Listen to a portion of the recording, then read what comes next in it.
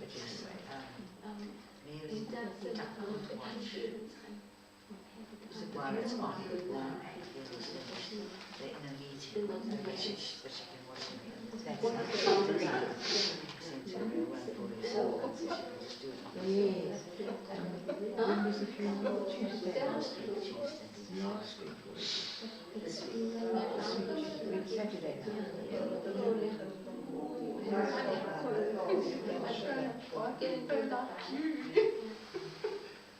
So they didn't start early starting today. Right, here comes my Sophie. Strong, that's sticky. Here comes the Queen. My Sophie and Stanley also. Good afternoon, everybody. Good afternoon. Was it evening? It's not evening, it's afternoon still. Nice to see you in a Dominican jacket. Yes, like Thank you. Thanks. yeah, okay. Very lovely. Jackie? Can I try one of those ones? Jackie, come and sit there. There's a chair here. It's okay, sister. No? As long as I know there's support next to me. Hello, Okay. Siena. She's having a you want hand? Can it No, you're much slower. That's much slower. I'm sorry. I went for fuzzy when he hurt me so much. Oh. Can you see those This one. the big chairs? Do you want one of these? Yes. Okay. Carver or the... The dining chairs. Oh, this one, that's the back. Okay. It's a bit low, but let's try. Oh, is this a good one? That's a good one, Okay, sister. this one. Let me bring this one. No, don't stress about it. So I can see which Oh, yes, one. it's not. How are you, Sister Buddy? Fine, thank you. How are you?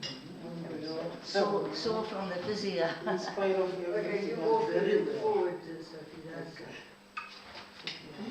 Here we go. Thank you. Thank you so much. Then the arms help you get in and out. No, I'm fine. Very fine. Good. Very fine. Thank you. Okay. Maybe we should take that. No, there's other issues. No, leave it. Okay. Okay. Okay, we're all here, I think. Eh? So a very, very big welcome to all of you. And I think some of you maybe have interacted a little bit, but I'm going to suggest we just go around to remind each, because you know we go good ourselves. We're going to forget certain names and people's faces and things like that. So I think I've introduced myself to most. I'm Sheila Mary. I belong to a Holy Family and have worked in Coronationville. That's why we know Sophie and Gina.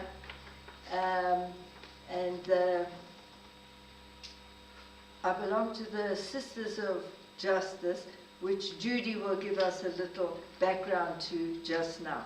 But to introduce, Anne, you can start. And Sister Anne, that's one of the Dominican sisters. This is one of our places here, our retirement. And you're all very welcome. Sophie and I have done a few things together over the years. Since year 2000, I think, quite a long time. Before that even. And I've been here in Johannesburg. I come from the Eastern Cape originally, but I've been more of my life up here. So some of you I have met before, and some of you haven't met. It's good, very good to be with you. Thank you for coming. I'm also a Sister for Justice, one of those, you know. And I also belong to the group. I'm Sister Biddy Rose. I'm a Notre Dame sister. And I'm a member of Martindale Parish. And that's why I know some of the people here. Are we okay, Margaret? Okay. My name is Daphne Moya. I'm from Soweto in Dobsonville. I'm a catechist, so I've been a catechist for a long time. I'm Kathleen. I'm in community with Sheila, Holy Family Sister, and even though I'm a kindergarten teacher, I've worked in catechesis for many years, and that's how I met Daphne, who I promote today for her award. Thank you. I'm Lorraine. I am Gina's sister-in-law. So I'm just here to support her, and I thank her for inviting me to come today. I'm Ethel, Gina's sister-in-law, and I'm honored to be here. And I'm so grateful to meet such wonderful people. I'm Bianca. I'm family friend with Gina, and I'm here to support her too. All in-laws are supporting. Yes. I'm Gina Jones. I'm a facilitator for the HIV at St. Francis Xavier Martindale, and I work in the community and also a member of Justice in Peace. I'm Dolores, Gina's cousin. I'm also here to support Gina. Good, and Sophie? I'm Sophie, and I'm the founder of Women of Vision 30 years ago.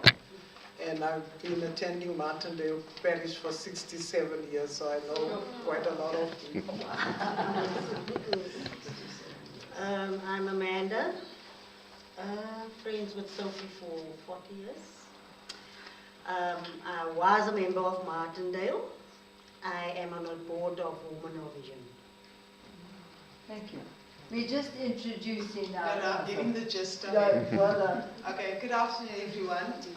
I'm Sorrel, I'm Sophie's daughter, so I'm here kind of under duress, but also because I want to be here. I've literally I've been baptized at Martindale, made my communion, confirmation, the work, so Martindale is my parish. And yeah, so that's my connection. And with Women of Vision, I do all the administrative work for them and all the marketing as well. So Martindale and Women of Vision, both of the communities, I'm a member. And note, Anne, she's got Dominican colours. Thank you, sister. Mother and daughter. And Viva Martindale. Thank you. Yes. My name is Angela. I am a board member of Women of Vision, have been over for a decade.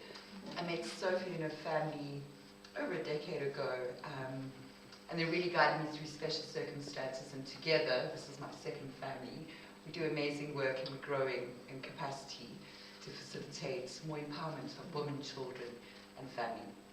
Thank you. I'm Jackie. I just finished my social auxiliary course, and I'm with Mum Sophie. I do whatever they ask me to do.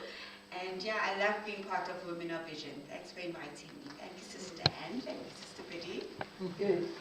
And we also have with us members who were here last year, one who received the Cathy Award accreditation certificate, and some of their families. So over to you, Bob. I'm Barbara Mantasa. I'm one of the ladies who received, the honor last year. It was my first time to be here, and I got to come here through Sister Biddy and Sister Sheila Mary. And I've got my son here next to me, Kumo Mantata, who's accompanying me. Thank you. And she got it for Valiant Woman, I think, was the thing. Because she's the wife of Tom Mantata, who was detained. He was some people call us terrorists, but activists. He was a great activist to get freedom for South Africa. And yes, and like my mom said, my name is Kumo Mantata. I'm her eldest son. I'm just here to accompany her. Thank you very much for inviting us. I'm Janice, and I live in the same village as Biddy and Kathleen, Sheila Mary, and also attend Barton Thank you, Dan. And Afternoon, folks. My name is Stefo. My mom was awarded last year. I'm here to support and also represent the family. thank you. And his mother was Judge Yvonne Mokoro. And we gave that honor to her, even though she had passed away very recently before we had the awards, very recently before now. So thank you for attending, Judy. Yes, I'm Judy. I'm a lay sister of justice and very proud to be so by invitation, so thank you. I cut my political activism teeth in Kimberley, where there was just Sister Joy and me, no black sash or anything else. And you'll hear more about Sisters for Justice and Kathy Awards from me later. Now, once upon a time you were a ward councillor. I was. Having graduated from betooging to formal politics, I tell you what, I preferred betooging. And I'm Sister Maury Andre, a Notre Dame sister as well, and a member of the Sisters for Justice. Thank you. And Martin, would you like to tell them? This is Father Martin Badenhorst, and I think the first time I really met him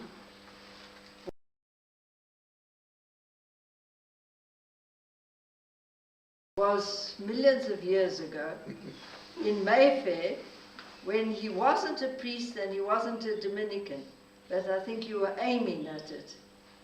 And I think it was about 1990. Early 80s. Could be, but because I came back in 90. And here was this young man fiddling with the computer, and I said, one day I'm going to conquer this machine as well, but nothing like he did.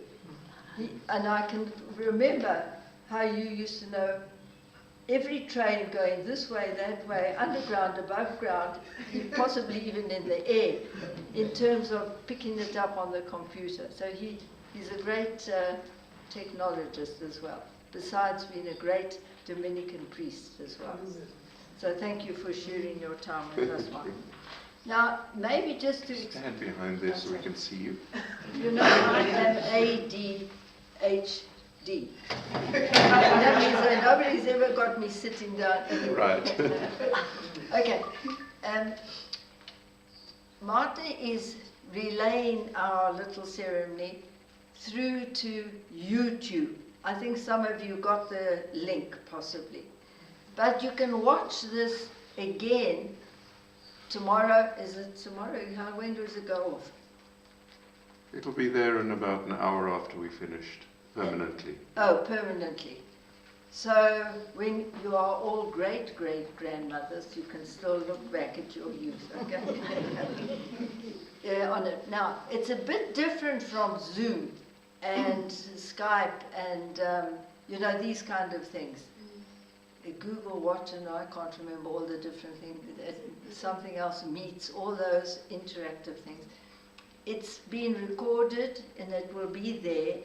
So those other people who could not be here today, and that is Margaret Twyler, who is in Eastern Cape, and Anne will share about her, and Biddy will share about Mary Ryan a little bit later, who has left South Africa and happens to be in Ireland at the moment, and she will share about her. So they are watching YouTube, but they can't voice back to us like you can in Zoom. But possibly we might pick them up on WhatsApp when we ask them, do they want to say something, if they are at the end of a phone. Okay, so you're clear about that. Okay, thank you very much. So then I think then we can actually start, and I ask Marie Andre to come forward, and she will just open our meeting with a prayer.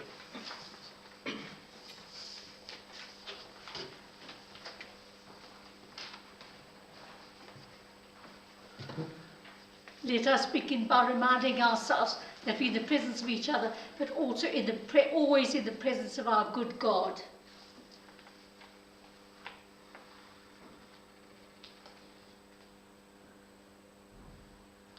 Creator God, on this Women's Day, when we celebrate the strength, the resilience, courage, and wisdom of women everywhere, we come before you with hearts full of gratitude for the remarkable women we honour this afternoon by giving them a Cathy Award.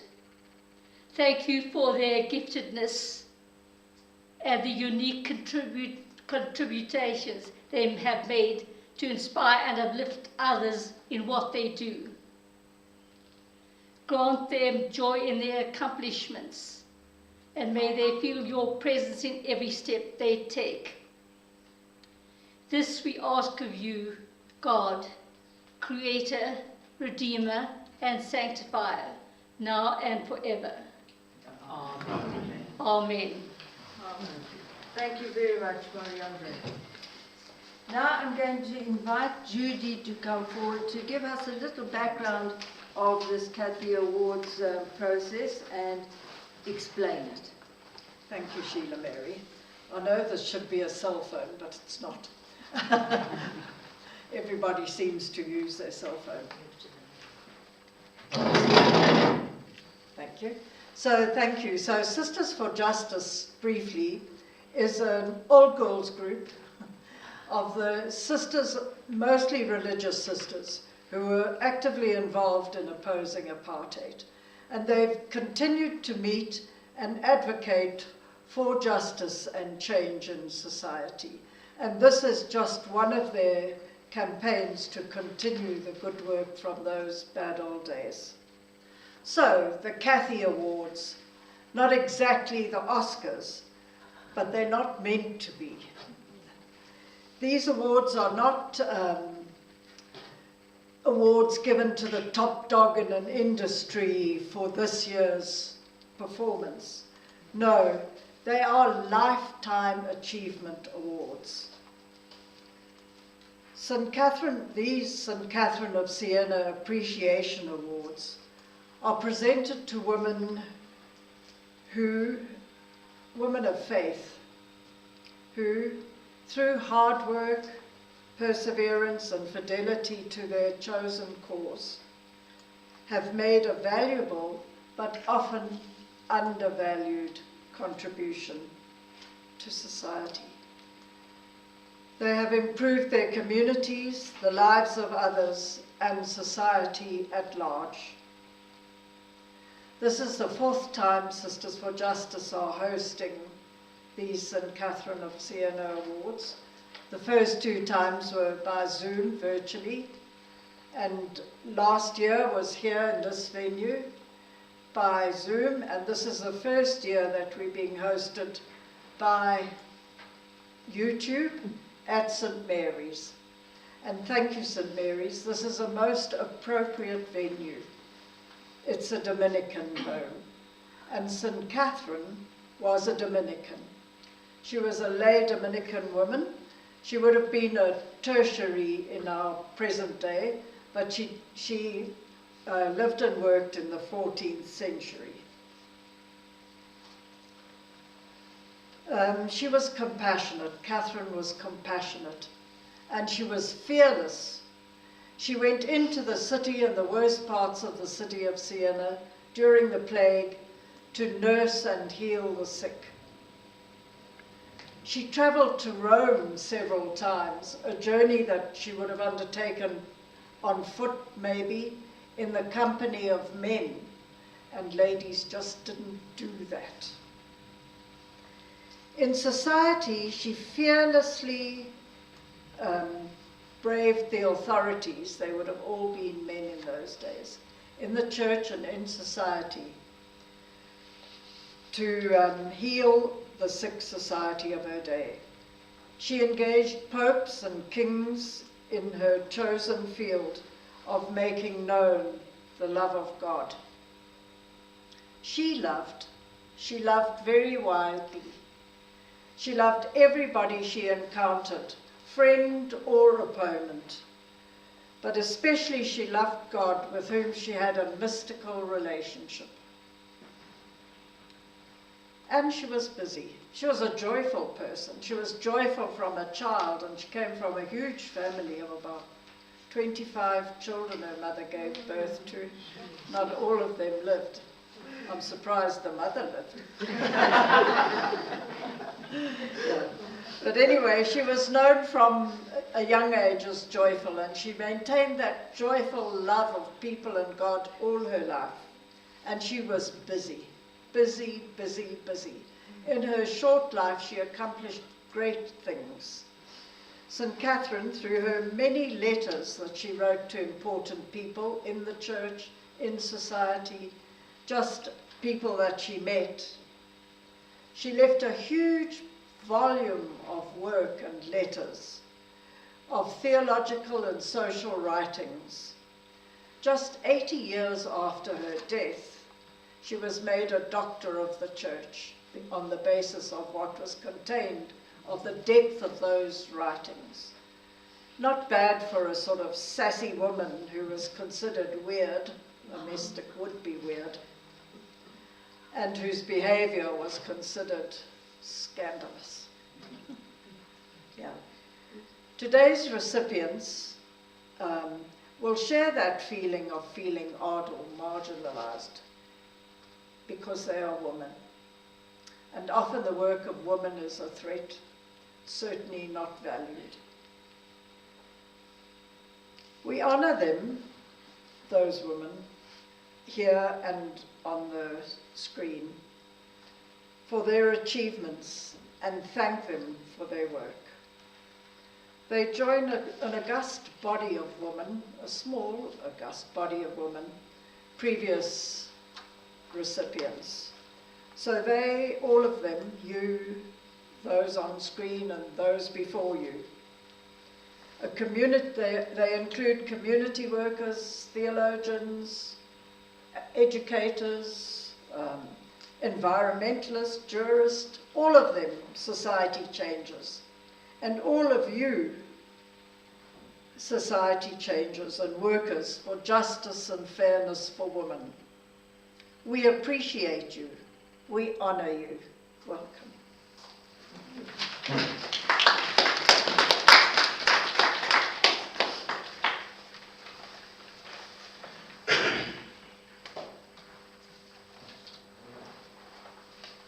So we come now to the time we'll present 3 of the 5 that have been selected for this year with their certificate.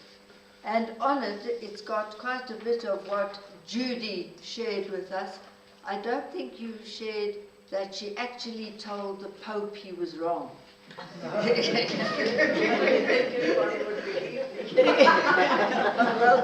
done, yeah. But you can read it at the back of the certificate. So I'm going to present the first one, and that is Gina. Yes, come forward so they can see you. And when it's open, you don't have to all turn around. And unfortunately, today, you can sit or stand, whatever you want. Unfortunately, she couldn't bring the future Pope with her today. She has a special little boy that used to come to us in Coronationville when we used to have Mass during the week in the chapel, in our chapel, yes. In the convent, and for the old people in Frederick Place. And, you know, I suddenly hear this voice, clear, to the point, and he was small then, eh? Yes, he was 3 years old. 3 years old. Answering the Mass, clear above all of us. So everybody stops and to look and see. But he's still studying now, he's at school. Yes, So, in grade 5. and he still likes being the Pope. Yes. So, Gina, we bumped into each other so many, even down in Marion Hill we once bumped into each other, yeah. Gina Jones, whose official name is Regina, serves as facilitator of the Green Tea HIV group in St. Francis Xavier Parish, Martindale. This group was established by another good friend of ours, Thelma Boyson, some 20 to 25 years ago, under the guidance of Father Vikotza. And those of us who are old enough knew Father Vikotza even when he was a young priest. And he was very much for justice and peace and for issues like that, very, very much. He was the parish priest at Martindale, and Gina was involved in the project from the beginning. Gina works closely with a dedicated community of individuals affected by HIV. She facilitates discussion, provides support, and shares vital information to help members navigate the challenges they face. So it's a kind of long-term being present with. Beyond her work with the HIV group, she is deeply committed to supporting abused women and children.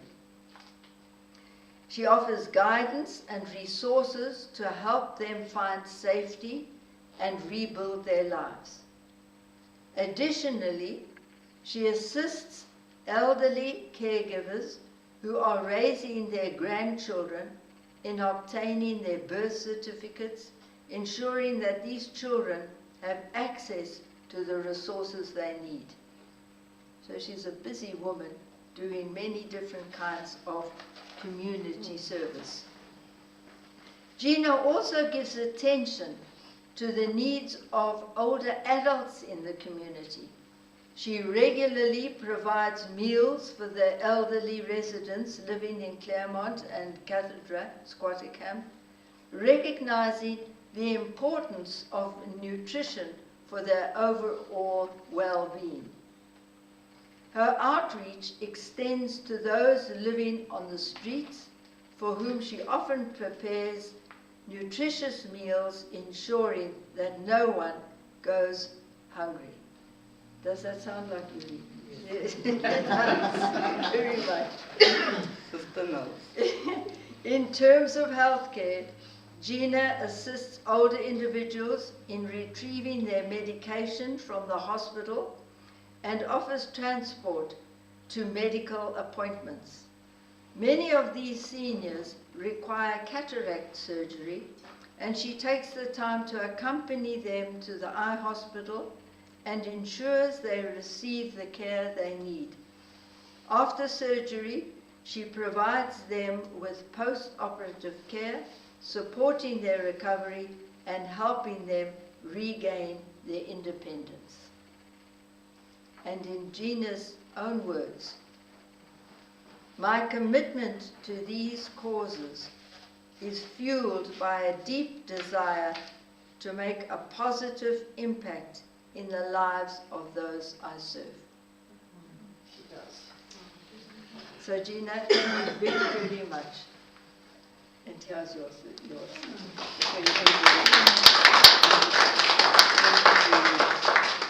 In fact, she needs millions of rand, I think, to sort the problems that she does.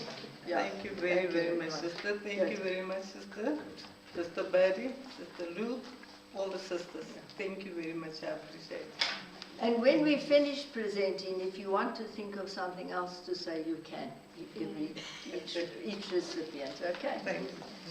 Good, thank you, Gina. Thank you. So now I'm going to ask Anne to come and tell us about Margaret in Tomba Kaisa at Twala down in the Eastern Cape. And I hope, Margaret, that you are tuned in to us. But before you do, you see this picture here.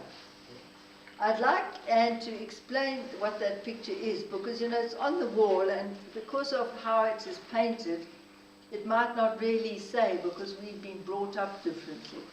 So tell them about that.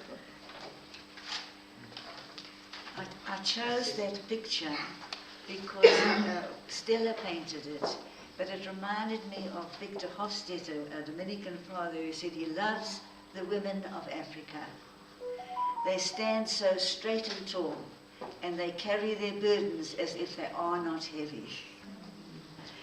And I think that's part of what Gina and Sophie and Mary, Margaret and Mary do. They do all these things with a light heart, with sorrow and pain at the pain they see, but they do it with a certain joy, which makes it real from them. Standing up straight and carrying the pain of the society. And Margaret did that as a young woman already when she chose her career. Her parents, she grew up in the Eastern Cape, was born in Flagstaff, and part of the Umzimkhulu diocese in KZN, actually. And her parents sent her to the University of Zululand after she finished her matric. So they also were aware of the need of women to be educated if they want to make a difference. Then already, as an 18-year-old, Margaret wanted to make a difference to society. What happened? So she was there in 1976. The students arose and said, we've had enough. We are not taking any more of this oppression. And she and other students in KwaZulu-Natal stood in solidarity with the youth in Soweto. And they knew by doing that, they were jeopardizing their own studies, which were important to them and important to Margaret and to her parents, who had sacrificed, many parents sacrificed to send their children to school, to university at that time, because people were valuing education. And they couldn't complete their courses.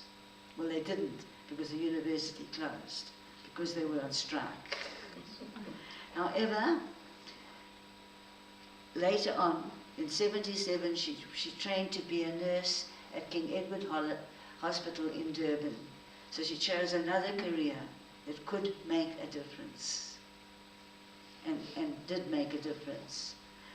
So she got her diploma in 1981, and it shows her strong, strong desire from a young person onward to be of service in the community, in the country. She made many different choices along the way of trying to be helpful.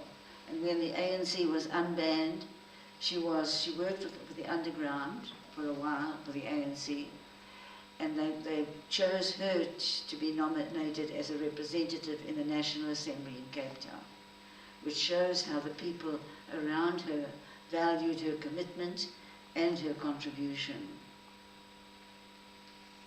After the death of her mother, Margaret moved to East London. She lives in Duncan Village now. One of the poorest, Eastern Cape is one of the poorest provinces, and Duncan Village is probably one of the poorest places. It doesn't look like it. I was in Middelburg once, and I visited them there, and it looks even poorer than Duncan Village. But she lives there, and doing whatever she can. She uses her nursing skills a lot among the sick. During COVID, she helped whoever she could get the medication they needed, get to hospital if they needed to, get the treatment that they needed. Anybody in the local community, she's not part of a group, but she is part of a group at the same time. She works with other women. We've got a little group of people there, they call themselves Dominican Associates. That's where I met her. She came up here for one of our meetings. Very quiet, but I said, no, I'm sure she's one of our Cathy Award people. And when I heard all the things she does, not only nursing, and she's arranged a workshop with UNISA, for counseling psychologically, emotionally, and physically abused people. And we know our high rate of physical and emotional abuse that happens in our country. And she's arranged a workshop for those people. She's done that. That's something big, say fairly big. She helps the old people, the music groups, with their choirs and their music songs and their concerts. She attends to the whole person, not just the physical health or the psychological health. Music and choirs are important to her, and she knows what difference it makes to the old folks who are sitting at home to be part of a choir, to create a concert, to create fun in the local communities. Something that always amazed me right through the struggle when I went to concerts and I knew what people were suffering, and here they were singing and dancing, and she's still promoting that with her love and her care. She's also in another different occupation. She's chosen as the chairperson of a farming cooperative. Now you wouldn't think of a farming cooperative in the middle of Duncan Village. But with Nobalali as one of our sisters, who's been awarded by the city twice as one who's made a huge contribution ecologically in the Eastern Cape, because the women, it's again women mainly, come and they grow vegetables, and they not only do they grow them all around the church, and if you ever go to Duncan Village you'll see them growing, but also in their homes. So she's the chairperson of that cooperative that's promoting people to grow. It's a farming cooperative, they call it, but it's a city farming cooperative. and she's part of that. And they not only supply fresh vegetables for themselves, but for others in the area. She's an active helper with various projects. They are run from what we call the Aidan Quinlan Memorial Centre. Aidan Quinlan was murdered there during the riots. I mean, 300 or 500 other people were killed at the same time. There were many people who gave their lives in that area for the freedom of the country. And our sister Aidan Quinlan was one of them. Her life was given, and they created a centre, and they'd have feeding schemes and all kinds of things they do there. After school care, helping the children with their homework. All of these projects, Margaret is helping, supporting and helping as well as she can. So she has diverse gifts, diverse skills, and brings them all into the community, but not alone. They do it with others. They do it together as a cooperative. So Margaret, we thank you for all that you are doing there. And we know that it creates ripples throughout the world, not even just in Duncan Village, not even just in South Africa, but these acts of life and health make a difference throughout the world, even in Gaza at this moment. That these acts of kindness affect us all and help us all to know what does it mean to be a true human being. So we thank you very, very much. We're sorry you couldn't be here today, but we're happy, and you will also receive a certificate like this. I will get it to you. We've got a post box in East London. I'll get it there and you will receive it. This certificate. This is Sophie's one. Yeah, no, this is similar. It's still coming. No, I mean, it's in my room. Yes. So you will get it. We will send the certificate down to you, and we thank you.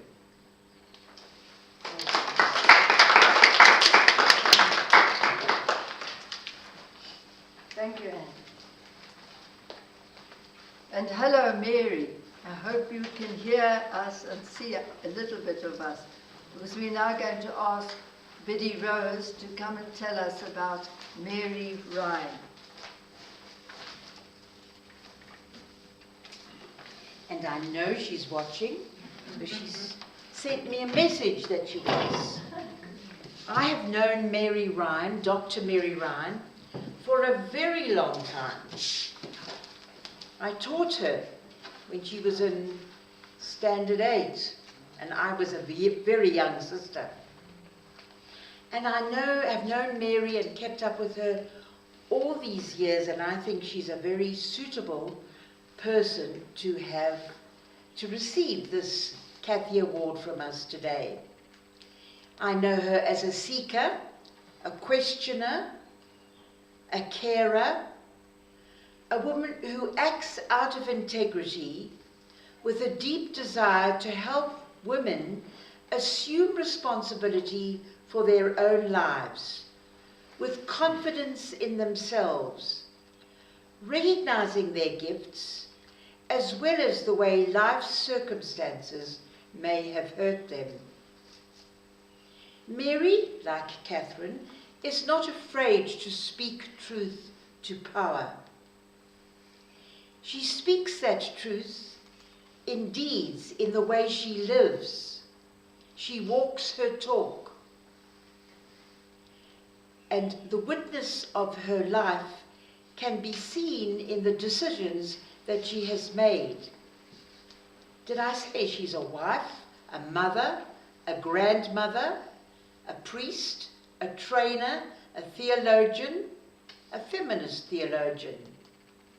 She had obtained a doctorate in theological ethics, and she has an honours degree in religious studies, and has worked in the fields of publishing and theological education. Mary has written several books on religious, spiritual, and theological topics. But they're not just books that should be in an academic library. They are books that are useful for groups to have, because they're guides to discussing deep subjects together. Mary worked in the Catholic Institute of Education with me, and at that time was producing lots of study guides, group processes. I think she was a member of the Grail at that time, to help young women develop through group work and guided reflection. Since 2011, she has worked in the field of end-of-life care as a soul care practitioner and companion to many people in South Africa, Ireland, and the UK, providing practical support and spiritual counsel to people facing illness and death and their families. When I Googled her web page this morning, I saw the names of some of the books she's written recently. Soul Care for the End of Life. Oh, I think that's a course that you offer, Mary, I'm sorry. And In Conversation with Our Grandmothers is another course you offer. And you offer courses on listening and discerning.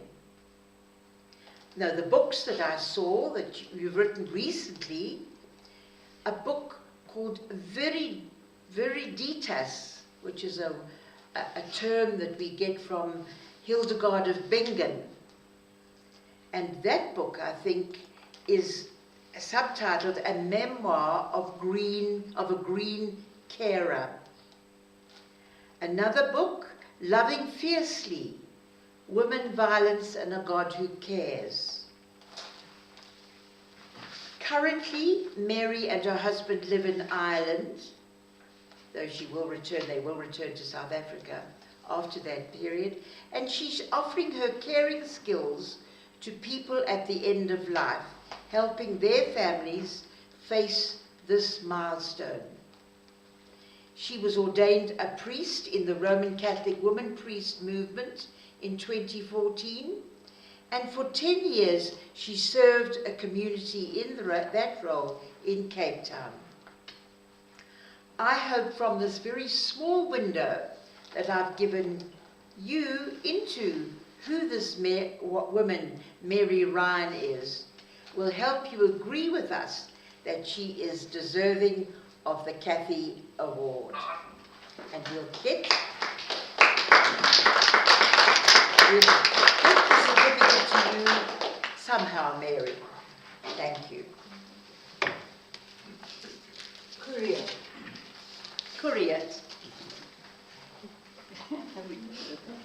Yeah. Thank you. Thank you, Mary, for your life shared with so many of us, for sure. Okay, now we're going to the first two, Gina and Margaret, were given it for community service, you know, building up the community, attentive to all the things.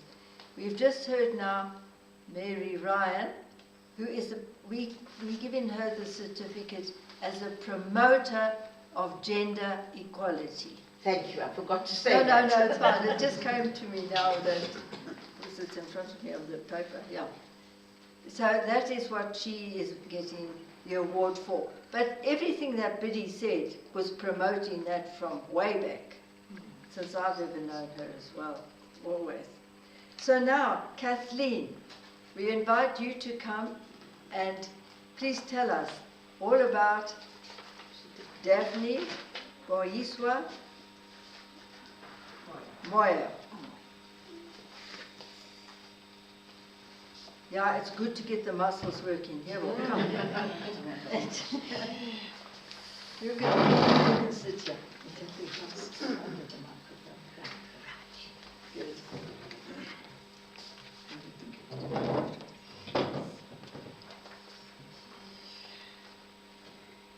It was last year that I heard of someone else whom I knew quite well, who received the Cathy Award. And then, on hearing that she had received, I said to Sheila and I think Biddy and someone else, I said, I've got someone for you to receive the award, and that is Daphne. I've known Daphne since our sister Colleen Moore was the coordinator of catechetics at the Johannesburg Chancery in 1988. So I've known Daphne for many years. Each time I went to a meeting at the cathedral, Daphne was always present and shared with us all she was doing in her parish. She had such an immense commitment to the field of catechesis that she was then made the coordinator of the entire Soweto region and continued to give her life unreservedly to whatever was asked of her.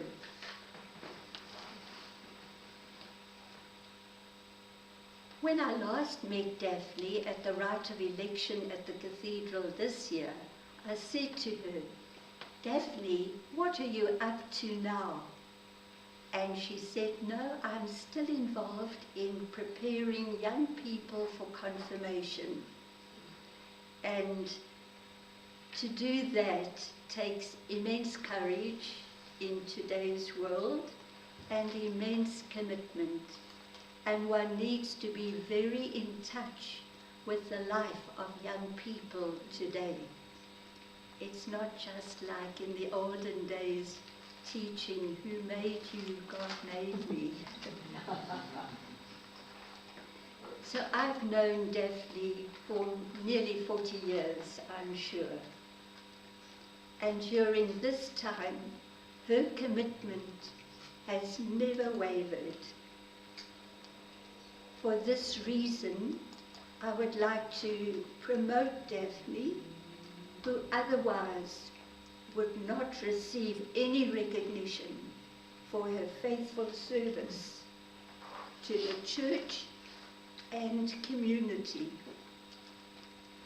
So many priests have passed through her hands in her parish, and yet no one ever recognizes her for what she has committed her life to.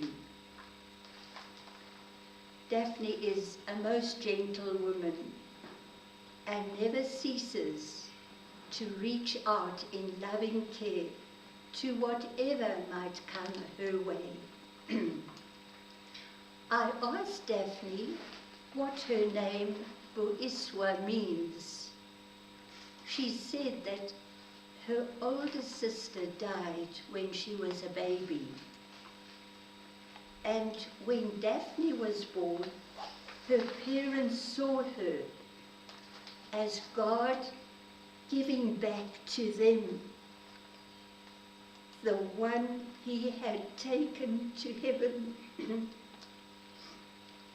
Just as Daphne was a gift to her parents and her family and so many other people, so she has been to the church and her community and family. So for these reasons, I really recommend Daphne for her love and commitment.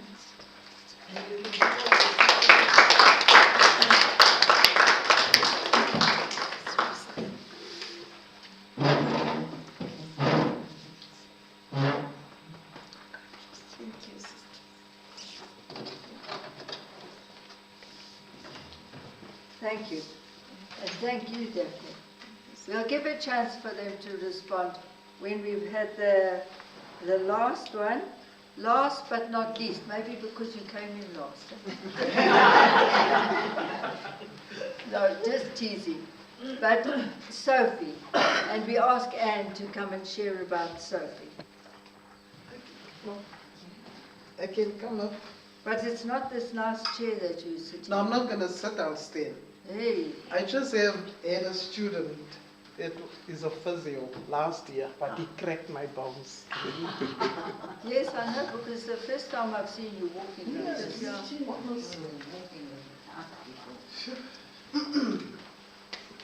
Okay, I'm going to stand. I'm going to stand. Thank you. Is standing or sitting the same, Martin, as far as?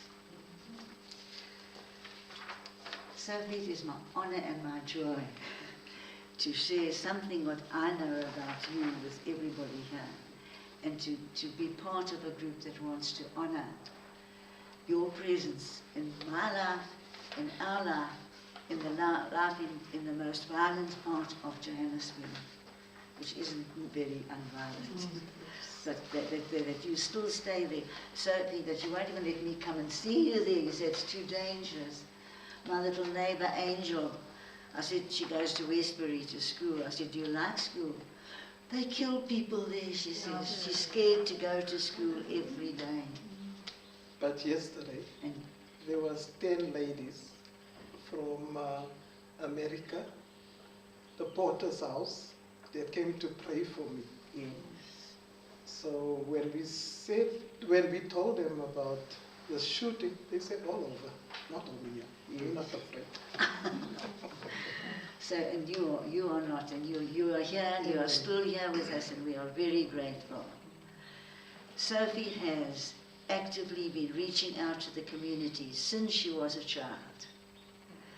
Her granny used to take communion to the people who couldn't come to Mass, and Sophie went with her and learned from her grandmother, not only to reach out to those who couldn't do what they wanted to do or needed to do, but also her grandmother taught her to listen to the inner voice, urging her to be good. And it's that inner voice that Sophie has continued to listen to until today and tomorrow and her whole life. When she sees a need, finds a way to respond, even if there's nothing in the bank, and doesn't know where the petrol will come from to deliver the food the next month or to pay the staff.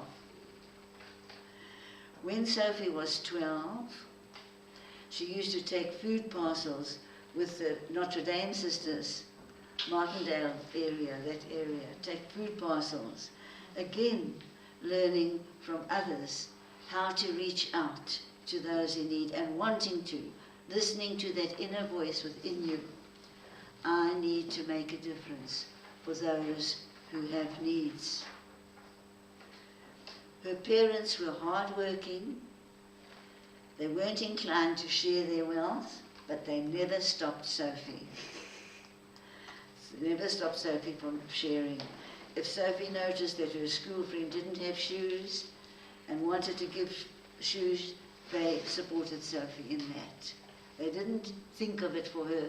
Sophie was listening to her own inner voice.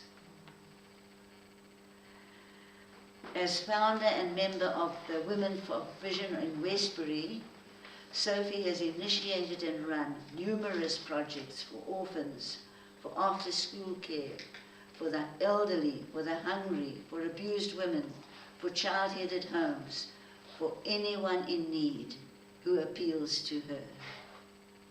And she does not do this alone either. She could not do it alone. It would be impossible. She doesn't do it alone. There are many volunteers who share their work free and work of delivering food parcels or going to court with the abused, queuing for long hours for medication that is too burdensome for the frail or elderly, caring for children in a variety of ways. Some of the volunteers that are working with Sophie, and I think you will have seen that, Jackie, have been there for 30 years. They've stayed. They've also learned to listen to that inner voice within them, calling them out to serve in the community. Even the auditor who audits the books does the work without pay, because he can see that it's so valuable. Next year, Women of Vision will celebrate their 30th anniversary.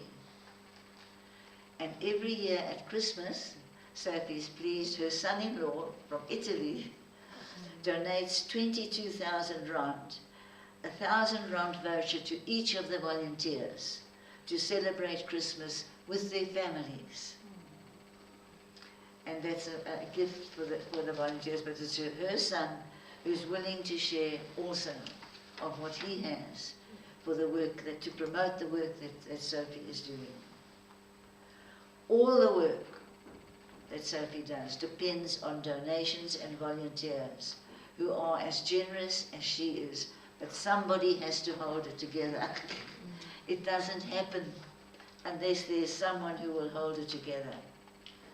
And it's a privilege to know Sophie and the team of workers living just across the road from where I live. It gives me strength to want to reach out to the few people I can reach out still and do. It gives me the courage to do that, knowing there are many, many others doing it in my own area. Thank you, Sophie. It's an honor, and we are very, very happy to give you, to grant you this award. And Catherine of Siena is very pleased with what you are doing. She can recognize the work that she was promoting. She can recognize it happening here. And knowing that she lived life in the 14th century, that is very long ago. It's casting ripples today still. And we are living now. And the work that Sophie and the other women are doing are casting ripples far and wide. We don't know where. Catherine would be very surprised to see us sitting here in her day. She didn't dream of that, but here we are. And we don't know what the future brings. Thank you, and congratulations. Okay, don't run away yet. Don't run away yet. Because you're here, I'm going to invite Sophie and Daphne and Rena, if you want to make some kind of response or anything. You don't have to, but if you want to say something. And Senior, you could say something. I just want to say thank you very much. When we just started Women of Vision, I'll never forget it. Sister Sheila Mary gave us our first donation. And I'm very thankful for the nuns. When I was young, I was quite naughty. There's a tree at Martindale Parish. The nuns were next door. So whenever they came around to give us our classes on a Sunday, I would run out and get onto the tree. The nuns would be looking for me all over, asking questions. And I had a very close friend, and she used to say, there was a Sister Margaret, and she used to say, Sister Margaret, I think Sophie's up in the tree. And she says, I'll settle with her father. She knew my father was very strict.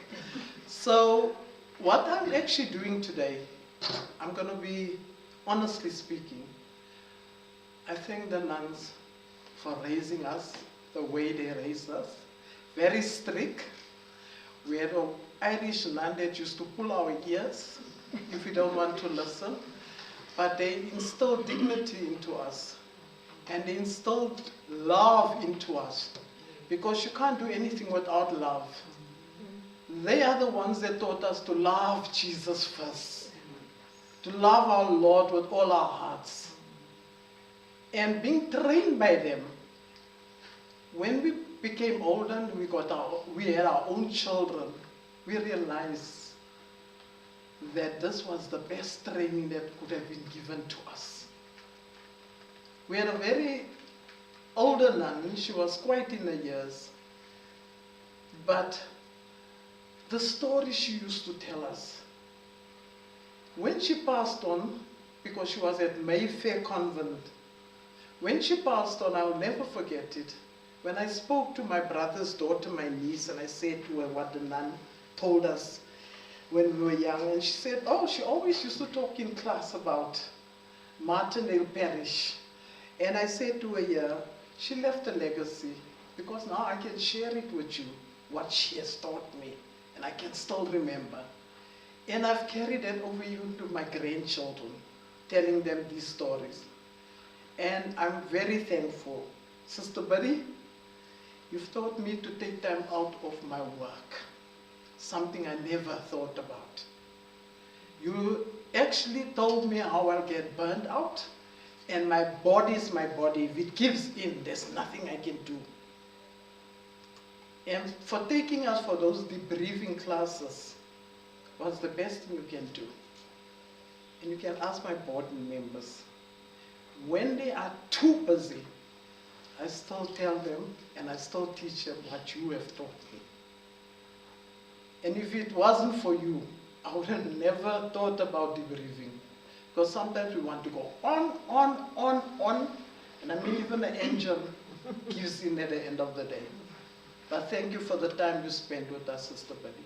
Thank you so much. Thank you, all the sisters, all the nuns that are sitting here. Thank you very much. Appreciate it. Bless you. Thank you. And Daphne and Rena, do you want to say anything? Gina? If you want, yeah. Let me go. Thank you, sister. I'm being honored to be among people like you. You know, our country is falling apart. And then when you see that there are good people, then we are motivated and inspired by you. I'm not, compared to my life, there's nothing compared to what you people are doing. I've been talking to sister to say our country is, everybody wants something. It's for me, myself, and I. Nobody thinks for the poor. When I look at what you're doing, I'm so inspired. So the inspiration that I got is from the people I've been working with and the young people that I've been teaching. So when you see children that they love the church, they love God, and then we are inspired by what they do, you want to do more for them. So I don't think maybe that I influence my family, because my son, my firstborn, graduated from the University of Johannesburg last year doing theology. He's a journalist, but he chose to do theology so that he could help the young people in Pimville, St. Peter Clave. Is a catechist there. So my granddaughter also is, like Sister said, is a what do you call this? The word has gone, but is for the youth servers, the altar servers. So it's helping the altar servers every time they do, is teaching them how to serve and why they should do that. So I thought maybe, I don't know, maybe it's God's work that they took something from me. I wouldn't say that, but maybe they did. Because I think my daughter chose this name, Sisters of Siena, for confirmation name. Yes, she chose this name. I don't know why. I'll ask her after tomorrow. Yes. So I was inspired by the sisters who organized some workshop for us so that we could attend the courses. In 1996, we went to Zimbabwe for 6 weeks, studying the Word of God. So we studied that, and then later we went to St. Augustine, organized some courses for us. So that also, you wouldn't sit down and say, now the bishop has sent us to study, and then you sit and then you feel guilty that I'm sitting here and the bishop has sent me to make me grow in faith, to make me grow in whatever I'm given, the work that I'm supposed to do. I saw it as a call. It's a call that I should go on and on. Somebody was saying, why don't you retire? And then I said, maybe God still wants me, because everybody has a purpose in life. Maybe God still wants me to do something for the church. So I love teaching. Teaching is what I do. I am a teacher by profession, and I love teaching. I still teach even today. So I don't know.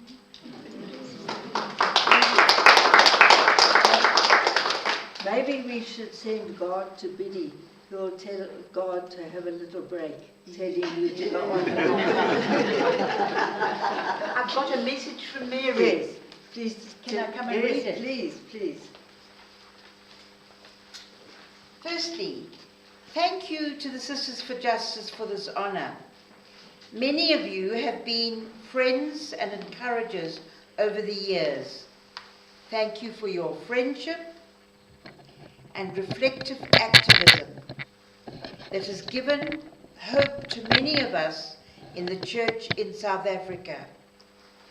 I received this award in Ireland, this beautiful green land bounded and watered by oceans, rivers, lakes and streams, and at the same time a land troubled by the wounds of the past and its brutal struggles against colonial domination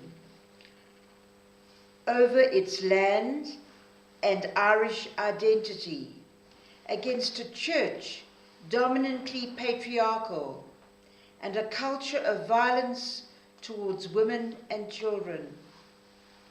The theme of water is strong for me here, and so I think of Amos chapter 5, verse 24. Let justice roll on like a river, and righteousness like a never-failing stream. Rivers, streams, and oceans are dynamic, their flow constant, and their energy relentless as they channel water to sustain life.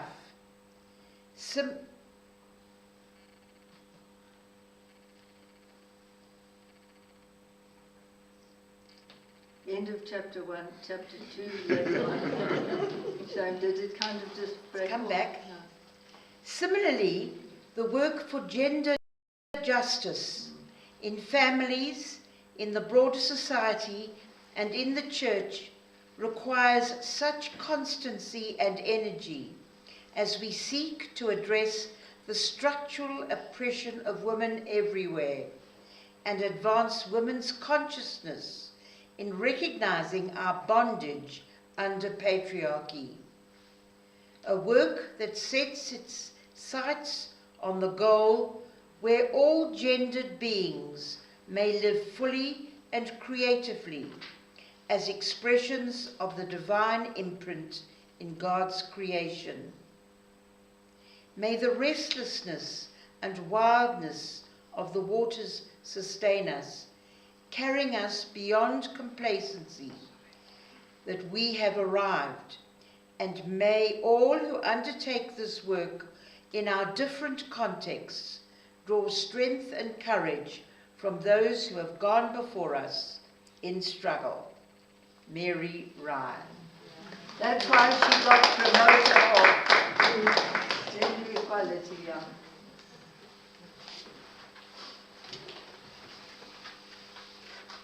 Thank you, Mary, for that message that you've sent to Biddy. We all appreciate that very much. Gina.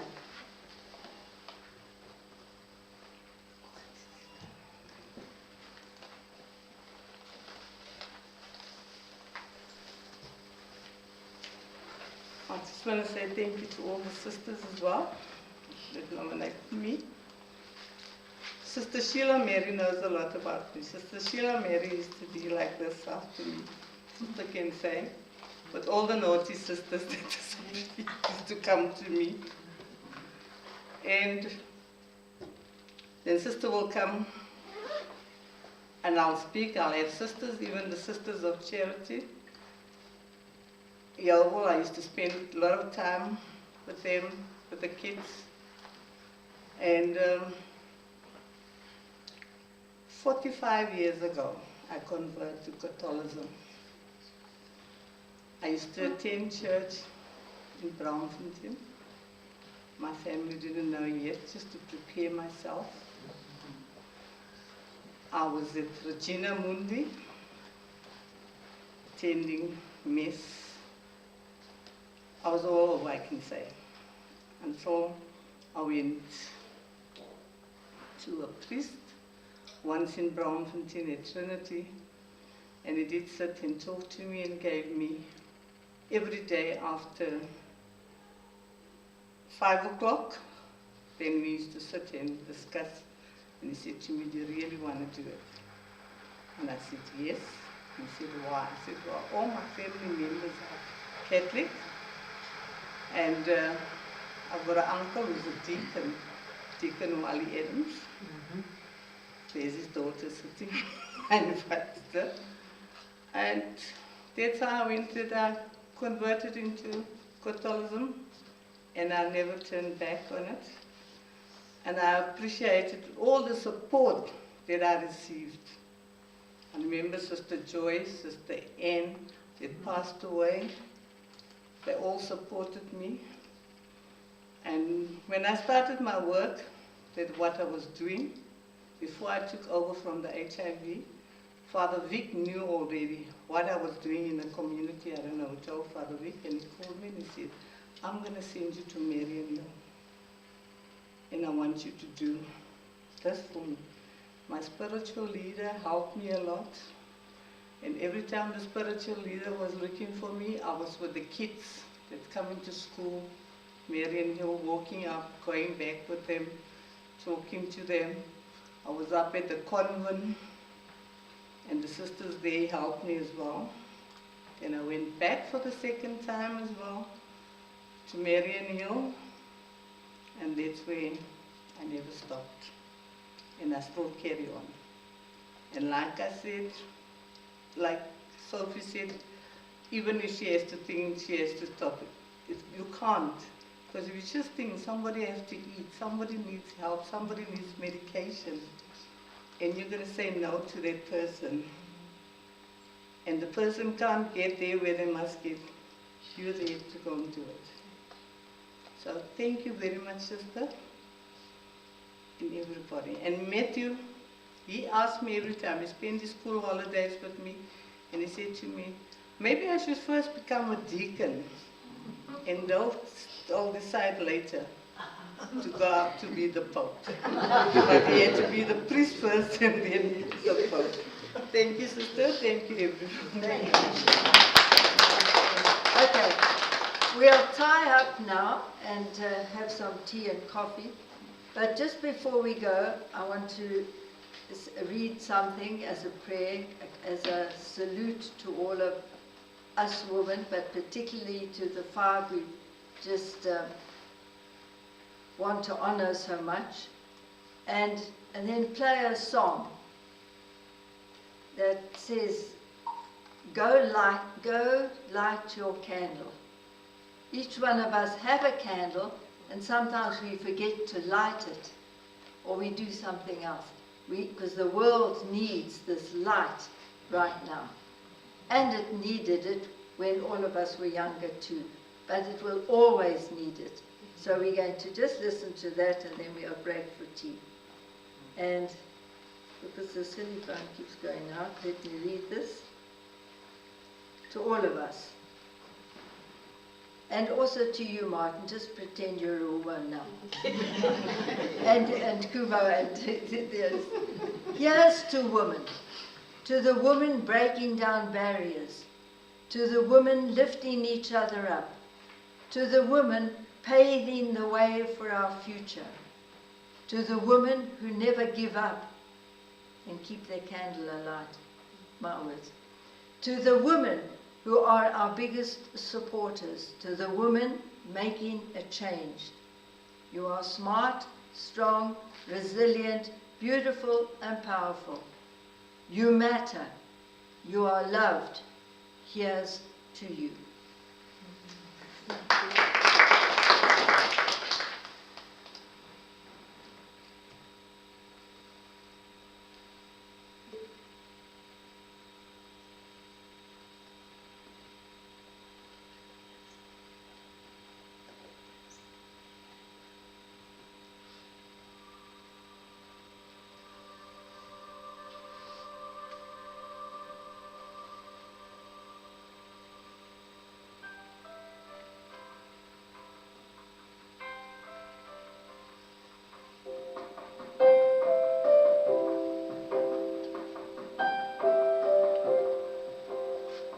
There is a candle in every soul,